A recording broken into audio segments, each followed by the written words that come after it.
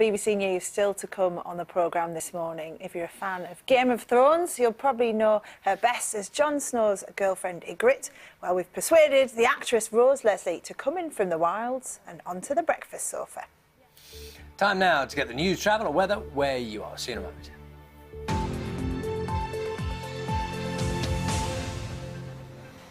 Hello, good morning. Now for the news in the northwest. And hospital managers say they hope to reopen the accident and emergency department in Chorley by the end of August.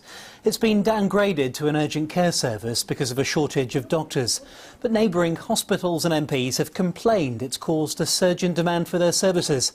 The Lancashire Teaching Hospitals NHS Trust says it needs to recruit 6 full-time doctors in order to reopen. A zoo in Cumbria, which has admitted its responsibility in the death of one of its keepers, will be sentenced later today. Sarah McClay was mauled to death by a Sumatran tiger in 2013.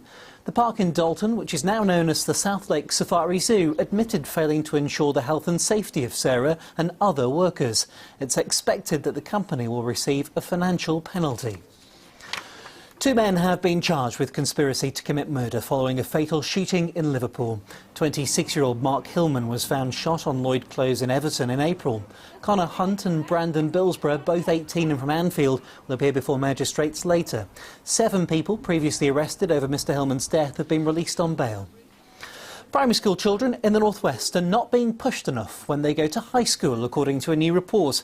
Ofsted say that of the 20 poorest performing local authority areas, 7 are in our region, and that's more than any other region in England. They say many young people are missing out on GCSE grades that they're capable of.